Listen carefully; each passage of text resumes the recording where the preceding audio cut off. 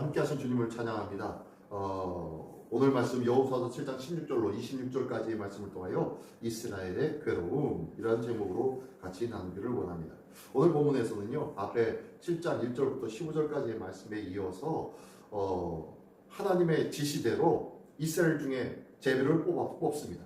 그리고 각 지파를 불러서 제비를 뽑았더니 그 중에 유다 지파가 뽑히게 되었고, 그리고 각 유다의 족속을 나오게 해서 유다 안에 있는 족속 중에서 뽑았더니 세라 족속이 뽑혔고, 그리고 이 세라 족속 중에 각 가정의 남자를 나오게 하여 뽑았더니 삽디가 뽑혔고, 또한 삽디 가족 속에 있는 남자를 다 불러내어서 뽑았더니 유다이파의 증손이요 삽디의 손자요 갈미의 아들인 아간이 뽑혔더라 라고 16절부터 18절까지의 말씀이 나오고 있습니다. 하나님의 말씀대로, 하나님께서 지시한 대로 뽑았더니 누가 나왔어요? 아간이 뽑히는 장면이 나왔고요. 그로 인해서 나중에 뒤에 보면 진멸되어지는 말씀까지가 오늘 본문의 말씀입니다. 이렇게 16절로 18절까지의 내용에 보니까요, 하나님의 말씀하신 대로, 하나님께서 지시하신 대로 행하였더니 뭐가 나와요? 그 문제의 원인이 나왔고, 그리고 그 문제의 답이 나왔다라는 거예요. 우리 인생 속에서 수많은 문제와 수많은 삶의 근심과 걱정과 염려들로 가득 차 있는 사람들이 많이 있었습니다. 그런데요, 우리는 그 가운데 어떻게 해야 될지 알지 못하는 경우가 너무너무 많았을 때가 얼마나 많았습니까? 그런데요, 오늘 이 말씀을 보니까 하나님의 말씀대로 행하니까 아무것도 알지 못하였던 이 여호수아에게 그 답을 알려주었네요. 하나님의 말씀대로 하면 전 인생의 삶 속에서도 답을 얻을 수 있다는 것을 믿으시기 바랍니다. 하나님의 말씀이 문제와 원인을 알 수 있게 하는 길이 되는 줄 믿습니다. 그래서 주의 말씀은 내 길의 빛이요 내 발의 등이요 내 길의 빛이라고 우리 주님 말씀하고 계신 줄 믿습니다. 나의 인생의 문제와 염려와 걱정과 그리고 답답한 부분이 있다면 말씀으로 들어가시기 바랍니다. 말씀으로 붙잡기를 원합니다. 말씀 안에서 인생의 답을 찾을 줄 아는 지혜와 믿음이 있는 우리 모두가 되시기를 예수님의 이름으로 축원합니다. 그러면서요, 이렇게 아간이 뽑혔는데 그 아간에게 이제 19절로 21절까지는요, 여호수아가 가서 자백을 요구합니다. 너 왜 이런 일을 행하느냐? 내게 알게 해라. 그리고 그 일을 내게 숨기지 말라라고 하면서 19절에 말하고 있고요. 그랬더니 이 부분에 대하여서 이제 하나씩 아간이 대답을 합니다. 이러해가지고 여호와께 범죄하였나이다. 20절에 말씀하면서 그 내용 구체적으로 21절에 말씀하고 있어요. 내가 노력한 물건 중에 신할산의 아름다운 외투한 벌, 그리고 은 200세겔과 그리고 금 50세겔 한 덩어리, 이것을 어떻게 해요? 보고 탐내어 가져나이다 라고 고백합니다. 외투 한 벌, 은 200세겔, 그리고 50세겔의 금 한 덩어리, 금덩어리 하나, 그걸 보았더니 마음에 탐내어져서 그것을 어떻게 해요? 가졌대요. 이게 어디서 많이 본 표현법하고 비슷하죠? 에덴 동산에 하와가 뱀의 유혹을 받고 선과 악을 알게 하는 나무의 열매를 보니 보암직도 하고 먹음직도 하고 지혜롭게 할 만큼 탐스러운지라 그것을 따서 먹고 자기와 함께한 아담에게도 갖다 주었던 사건들이에요. 보니까 먹음직스러워 보였고 탐스러워서 따먹게 되어졌던 것처럼요. 이 아간이 이 외투 한 벌 그럴듯한 것 같아요. 아마 뭐 이렇게 아주 좋아 보이는 무스탕 같은 무스탕이 아니라 뭐라고 하죠? 아무튼 그 털옷 그런 것, 그리고 은 200세겔과 금한 덩어리를 보면서 마음이 훅 빼앗긴 거예요. 뭘 하고 난 다음에 보니까 탐심이 생겼고, 이 탐심의 마음 때문에 어떻게 해요? 그냥 훔쳐버리는 거예요. 탐함으로 막 취해버리는 거예요. 우리가 보는 것이 얼마나 중요한지 모릅니다. 우리가 무엇을 보면서 살아가는지, 내가 보고 있는 것이 어떻게 보면요, 내 생각과 내가 가지고 있는 가치관과 내 욕구와 욕정들을 바꿀 수 있다는 거예요.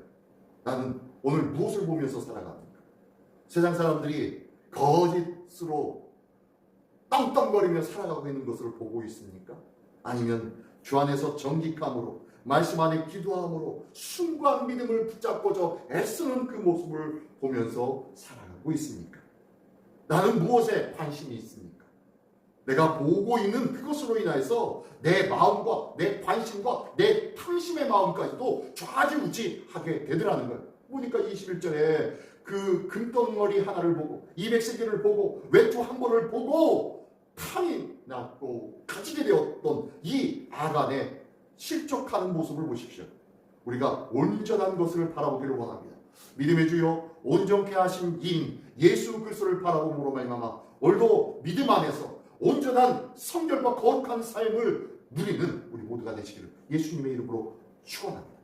그 아간은요 이것을 보고 탐내어 가져가서 어떻게 합니까? 내 물건을 내 장막 가운데 땅속 깊이 감추어 버렸습니다. 근데요 그래서 아무도 모른다고 생각했어요. 그 누구도 알 수 없다고 생각하며 안심도 했겠지요. 그리고 이 여리고 전쟁이 끝내고 이제 아이성 전투에 새롭게 들어서게 되는데 그러니까 이제 끝난 줄 알았어요. 모든 것이 다 잊혀진 줄 알았어요. 그 누구 하나도 알지 못하는 줄 알았어요.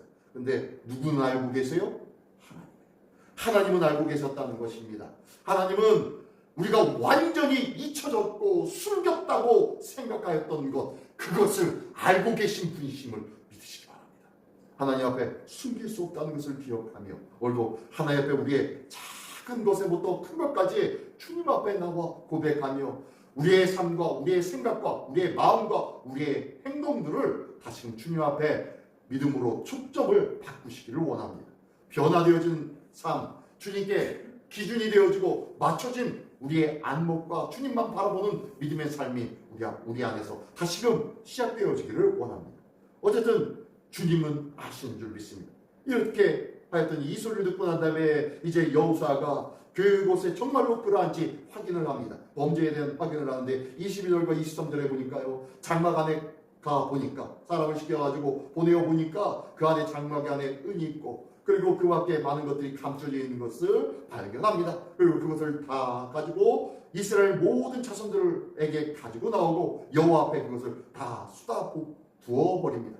하나님 앞에 자백한 내용의 근거로 장막 안을 감춰진 것들을 확인하고 난 다음에 모든 것들이 죄악이 드러나는 것을 보게 되어집니다. 그 거짓되어지고 모든 것을 다 숨겨버렸다고 생각하였던 모든 것들이 다 드러나기 시작하는 거예요. 이게 바로 하나님 앞에 우리가 심판대에 섰을 때 보여지는 모습이에요. 이거는요 이 아담뿐만이 아닙니다. 우리도 역시 하나님 앞에 설 때 나의 모든 추악한 죄가 다 드러나기 시작할 거예요. 다 드러나기 시작할 거예요. 이를 위해서 우리는 뭘 해야 됩니까? 기도해야죠. 회개해야죠. 하나님 앞에 회개하며 그 모든 죄에 대하여 고백하고 죄 씻음을 받아야 되겠지요. 그리할 때 우리 주님께서 어떻게 해요? 예수 그리스도로 말미암아 덮어주신다고 말씀합니다. 그 십자가로 덮어주신 줄 믿습니다. 예수 그리스도의 이름으로 덮어주신 줄 믿습니다. 주 하나님의 예수 그리스도를 통한 사랑으로 덮어주신 줄 믿습니다. 죄를 없이 해주시겠다고 말씀하시는 거예요. 그러므로 우리가 회개가 얼마나 중요한지 몰라요. 이렇게 하나님 앞에 모든 것이 드러나고 있는데 이것들을 주님께서 고백하는 자마다 엎어주시고 덮어주시겠다고 말씀하고 있는 거예요. 그러나 이들은요 이미 다 끝났어요. 모든 것이 회개의 시간이 끝났어요. 아마 이전에 발각이 되기 전에 아간이 나와서 나의 죄 때문입니다 라고 하면서 여호수아 앞에 나갔더라면 제비가 뽑히기 전에 나갔더라면 아마 그는 용서받을 수도 있었을 거예요. 그러나 모든 것이 다 드러났어요. 심판대 앞에서 모든 것이 다 드러났어요. 이미 늦었다는 거예요. 우리가 늦기 전에 하나님 앞에 모든 것을 고백하며 모든 것들을 예수 그리스도로 말미암아 정결함을 입는 씻음 받는 은혜가 우리 모두에게 있기를 원합니다. 자, 그러면서 24절로 26절 끝까지 말씀해 보니까 이제 범인이 색출되었고 결과가 어떻게 됩니까? 우리가 잘 아듯이 24절에 보니까요, 여호사가 이스라엘 모든 사람과 더불어 세라의 아들 아간을 잡고 그 은과 그 외투와 그 은덩머리와 그 아들들과 그의 딸들과 그의 소들과 그의 나귀들과 그의 양들과 그의 장막과 그에 속한 모든 것을 이끌고 아골 골짜기로 가서 그에게 속한 모든 것, 가족과 모든 것들을, 재산과 모든 것들을 다 가지고 가서 어떻게 합니까? 25절. 여호사가 이르되 네가 어찌하여 우리를 괴롭게 하느냐? 어떻게 해요? 이 아간 때문에 이스라엘 공동체가 위험에 빠질 뻔했어요.